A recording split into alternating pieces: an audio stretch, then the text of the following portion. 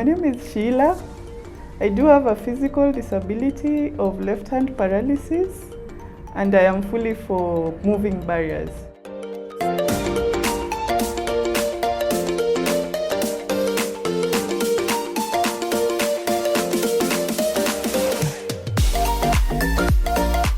How I got to know about the project is I am a big fan of GCC, and so I keep following their pages. GCC stands for Gifted Community Center, and it is an empowerment, an organization that deals with a lot of women empowerment or empowerment as a whole, and it has a lot of ambassadors. So what we do disability advocacy. We ensure that any person who has a disability feels included and they don't feel like they're left out. They have somewhere to run to, a safe space kind of. And because it's something that interests me and I love, I just decided to indulge in it. My main goal wasn't even about the winning or whatever. I just wanted to see where my capacity building in the same aspect, if I knew the knowledge.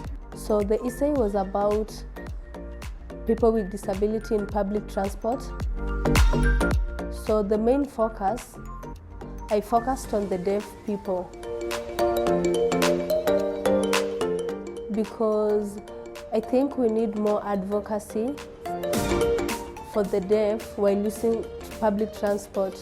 We have communication barriers, which is a big problem for us here in Kenya. It's a very big challenge for the deaf.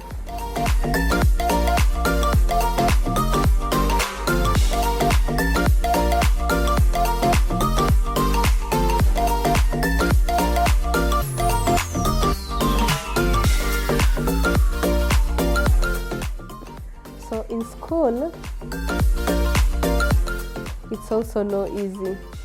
We have so many challenges there. But I always have a sign language interpreter in school. So most of my classes, I use the sign language interpreter. But during meetings and other things, at times, the interpreter is not available. So other times, maybe the lecturer is teaching, the interpreter is not there. So it's quite a big challenge. So I have to wait and then get notes from other students maybe. So for us too, it's hard to get opportunities because we can't hear in school.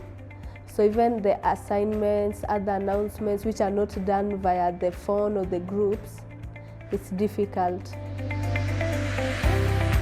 So maybe at times for me to be on the safe side, I have to do a lot of research, go through the coursework, do emails, ICC the lecturer and other staff so that they can know I should always have an interpreter in class on time.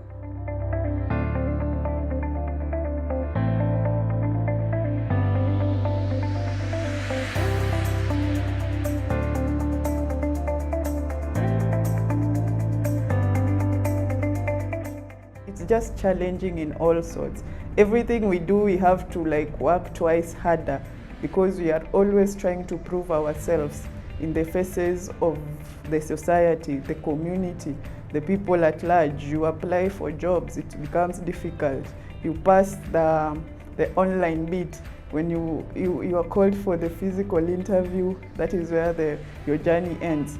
You go to schools, the schools are not accommodative enough. Either the washrooms, the classes, it's challenging to get from one class to another. When you're doing your assignments, if the assignment is for 2 hours, the lecturer doesn't know you have a disability, so what happens? The exams disappears on the portal and you haven't submitted yet. So when your results come out, it looks like you didn't do the exam. These are things we have learned to maneuver through, which we will not have to do if those structures were made correctly or fully.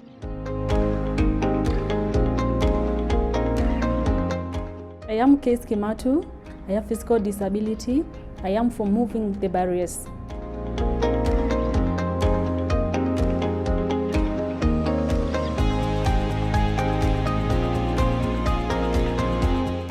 On daily basis, there's a person with disability. First of all, I can start by saying they are not accessible. Yeah, you get, if they're the buses, there are not ramps there. It's also the stairs, there's no space for the walking aid. You will not be comfortable, and other times you're told to pay for your walking aid.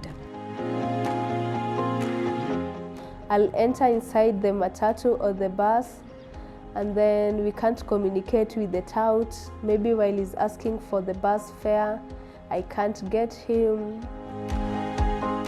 So it's quite a challenge. Most of the times, I prefer using my phone to pay for the bus because of the communication barrier. But some buses or matatus, they don't have the pay bill or till written there. So I'll give out my phone, maybe it fails, I have to give again so that I can put the number, and some touts don't understand, they start complaining. So maybe I decide to give my neighbor, the one sitting next to me, to help me out. Mimi mkinipea microphone, unaona vile watu wanaombanga kwa mat ati dakika 3 tuombe alafu tuendelee. Mimi nitachukua hiyo microphone ni preach disability. I'll do more of self-advocacy, and also I'll encourage the other PWDs there out. They need to engage themselves in groups of people who are doing advocacy on their rights or what's supposed to be done in the transport system, because I think when you are many or in a group, you can voice more compared to you when you are doing it alone.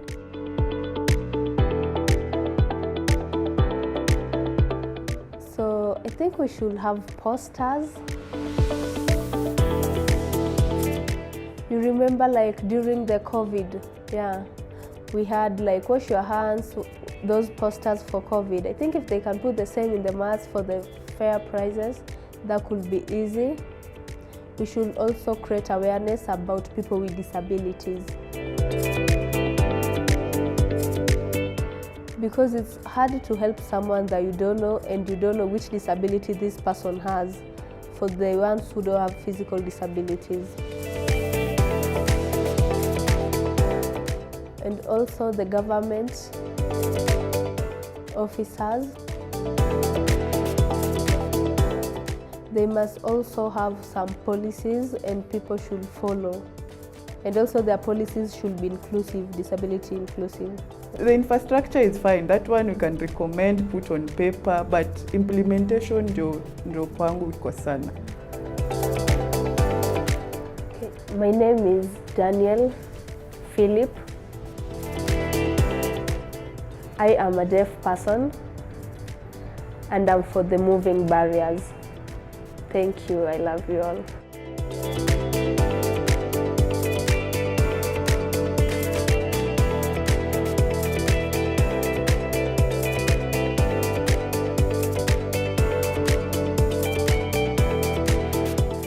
Today we have had a successful engagement of our students who participated in the writing competition that we did back in May.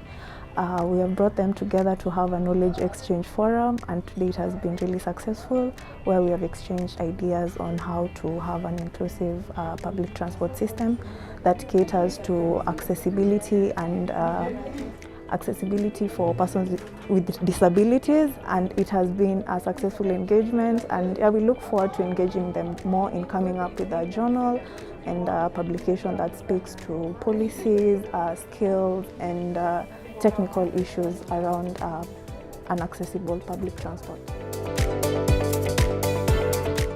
We wanted to get the lived experiences of persons living with disabilities on how they're able to navigate public transport systems, the policy gaps and the technical gaps and skill gaps around public transport systems, and that's what informed us in coming up with this writing competition.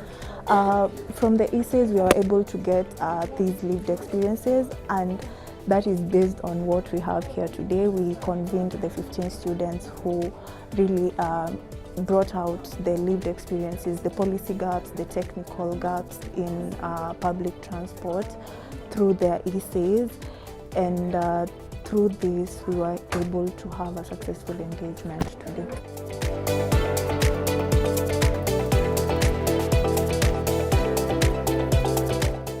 So for our next steps, we intend on engaging them more on coming up with a journal that highlights all their experiences in public transport. We also hope to engage them when it comes to the Women in Transport conference that we are going to have it in December, and we hope to engage them in the upcoming X Spaces where they can have an open forum to have a discussion on disability inclusive infrastructure. My name is Cynthia Kipsang, a program assistant at Flone Initiative, and I am for the Moving Barriers.